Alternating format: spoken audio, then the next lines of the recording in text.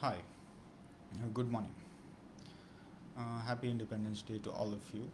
And today I'll talk about the experiences of people in New Delhi during the day of independence on 15th August 1947. First of all, let me give you a background of what happened on 15th August 1947. There were an enormously large group of people that were coming to Delhi from the neighboring areas of Delhi, as well as there were people within Delhi, and they were going to a particular spot. The spot was India Gate, and their intention was to witness the flag hoisting ceremony of the new flag by the Prime Minister Jawaharlal Nehru. So there were these large hordes of people, large groups of people who were traveling in a tonga. Tonga is a cart that is pulled by horses. They were traveling in a bullock cart, and the heave of the bullock cart was painted with the colors of the Indian flag, that is, the stripes of the orange and white and green, or you can say rather than orange, saffron. And even the bullocks that propel the carts were on the bullocks. There were these stripes that were painted, and within the carts there were large groups of people who were traveling towards Delhi. There were also people who were traveling in trucks. The trucks were fully crowded. And there were people who walked, people who traveled on horses and donkeys, traveled by bicycle. So it was a mood of a festive fervor within the people at that time. Some of the women also wore festive saris, and they also had this jewelry. They were covered with jewelry. The jewelry was attached to their noses, fingers, ears, and hands. So, in effect, during the time of independence, the people of India, the people especially in the region of Delhi, they forgot about their differences. They set aside their differences, based on a religion, a rank, and race. The Brahmins and untouchables, the Muslims, Hindus, Parsis, all these people were together. They laughed and they were cheerful and joyful, as opposed to some of the differences which India has seen in the past before the day of 15th August 1947. And so this was the environment on the 15th August 1947. And let me actually now give you some personal accounts. Let me give you some examples of some witnesses of the spectacle, of the environment of during the day of independence. The first witness is a peasant who traveled from his village, which was around 30 kilometers from Delhi, a village called Chhatarpur. The name of the peasant was Ranjit Lal. He, along with his wife and 7 children, started from his village Chhatarpur to Delhi at dawn. He hired a tonga, and while he was traveling, he could also hear the murmurings or the talks or conversations of other peasants who were talking to their own relatives. And these other peasants were talking about the reasons why they were actually going to Delhi. And Ranjit Lal would be hearing that they were saying to their relatives that the foreign rule was going to go away from India forever, and Jawaharlal Nehru was going to hoist the new Indian flag, and India was going to be free. So, in effect, these people were going to the India Gate, where there would be the flag hoisting ceremony of the new flag by the Prime Minister of India. So, this was one experience of a peasant, and there are more experiences of the same peasant, Ranjit Lal. He would also tell his children that they would get a lot of food now that India was going to be free. Ranjit Lal also thought that the crowds that he had seen that were converging into Delhi, He had not seen anything like it before. He had only seen similar crowds during when people took a dip in the Ganges for the religious festivities or melas.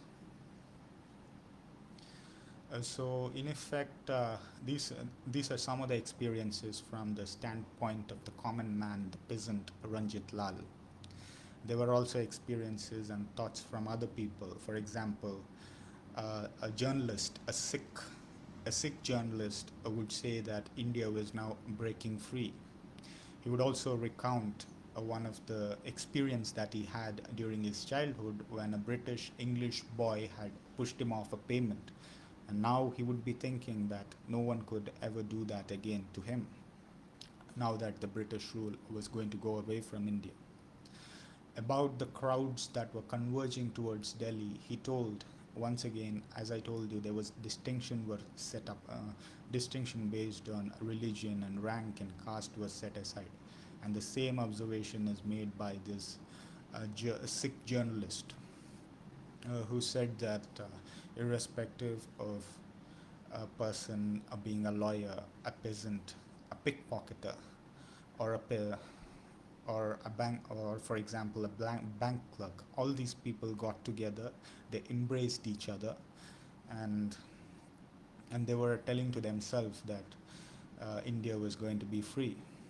So that was again an indication of the festive fervor during the Independence Day. There are also thoughts from an Indian army officer who for the first time had seen the Indian flag over the office building of his mess, or the mess of his building. And then he would be thinking that he would no longer have to work under the British officers, and it would be under his brother Indian officers that he would have to work from now on.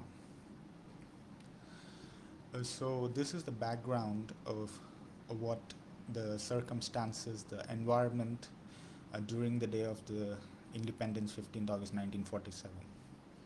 Now let me take you directly towards the flag hoisting scene at the India Gate. The flag was to be hoisted at 5 p.m. in the evening, at 5 p.m. So there were millions, 500,000 people almost, who converged towards India Gate. And the flag hoisting would take at a place in an open space near the India Gate. And India Gate is an arch that is made of a sandstone, and it was built to commemorate the sacrifice, the death of Indian soldiers, 90,000 of them in the World War I, who fought under the British Empire. So there was an open space near India Gate, and near the open space there was the elevated stage or a platform, and one can call it a wooden tribune. And beside the tribune there was a flagpole, and the ceremony was to take place, and the Congress leaders would be on the tribune or the elevated platform, including Jawaharlal Nehru.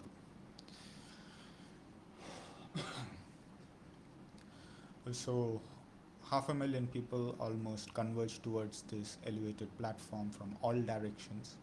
It was almost as if they were engulfing the platform.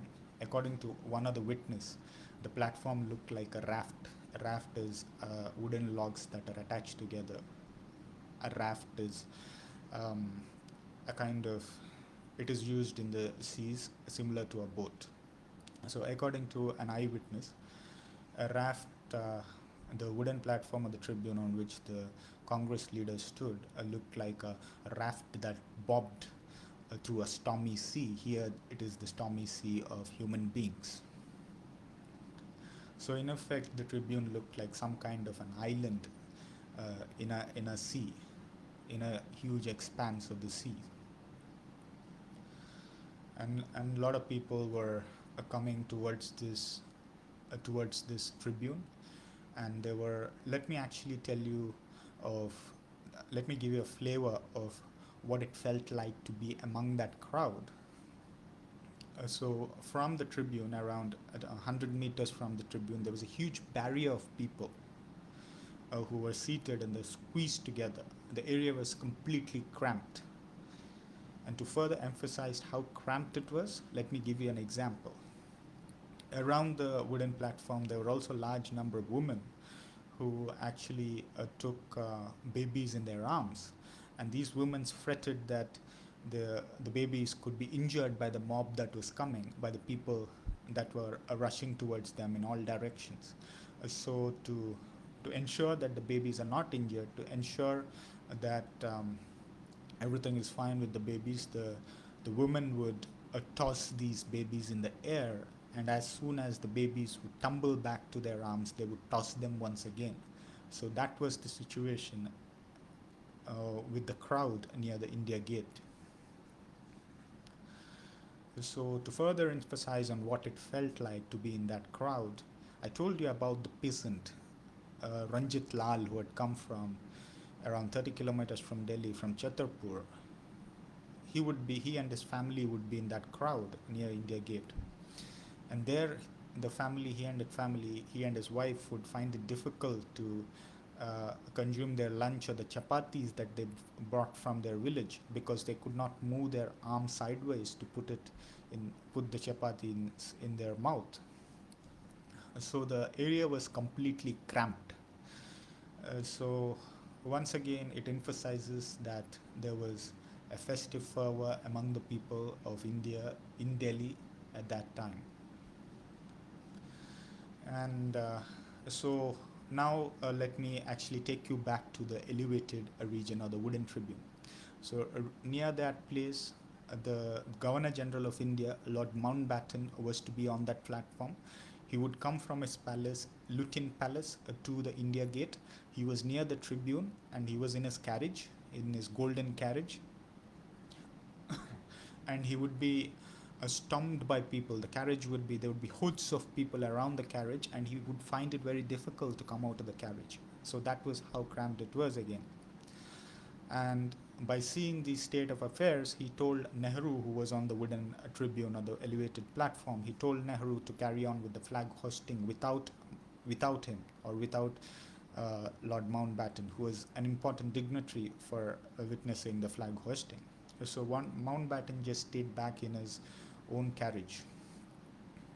And the Congress leaders who were on the platform got the message, and Nehru hoisted the flag at 5 p.m. in the evening. And while the flag was progressing to the top of the flagpole, Lord Mountbatten would salute the flag, and there were people around the elevated platform of the wooden tribune who would witness this. And as soon as the flag had reached on top of this crowd, the crowd would leave a huge roar of happiness. There was exhilaration, there was exuberance, there was jubilance among people. There was this uncontrolled, spontaneous outburst of happiness and joy within people. There were India for 3 centuries had been suffered and was miserable under the foreign British rule. For one moment, all those people near India Gate would forget that and would live in the moment and be extremely ecstatic and joyful, looking at the flag reaching the top of the flagpole. And also, there was one more thing that would happen while the flag was about to reach the peak of the flagpole. There was a rainbow that would appear in the background, and some of the colors of the rainbow would match the stripes of the flag. For example, yellow similar to orange, white, indigo, similar to the color of the charka. So seeing all this, one person from the crowd would shout out saying that if God himself would give such signs, there is no one who could stop India. So once again, I would like to give you insights into what people thought during that particular moment when the flag was hoisted on 15th August 1947. So this entire scene that I've narrated was at the India Gate. There were also thousands of people in the other parts of Delhi, in the streets of Delhi. Let me take, for example, the Old Delhi region, near the walls of the Red Fort. There were the walls, near the walls of the Red Fort. It was the open spaces. The environment at the open spaces was that of a carnival or a festival. There were thousands of people. There were these jugglers, there were these fortune tellers, there were these snake charmers, there were these dancing bears which were putting on a show for the people. So once again, this emphasizes the festive mood within the people. All kinds of people high and low, people rich and poor, all together embraced each other and stood with and were completely ecstatic with the occasion. In the background of the walls of the Red Fort, there were also these a huge expanse of plains from where people had come. At the same time, there were some thousands of people who were returning back through these on these plains, and one of the person who was returning back was the peasant, the Ranjit Lal. So, so in effect, hopefully, I gave you some of the experiences of the people during the Independence Day of India, how people felt about how the flag was hoisted, the new flag was hoisted, and what they felt after the sufferings under the British rule. They set aside their differences. They forgot about the sufferings of the British rule for a moment when the flag was hoisted.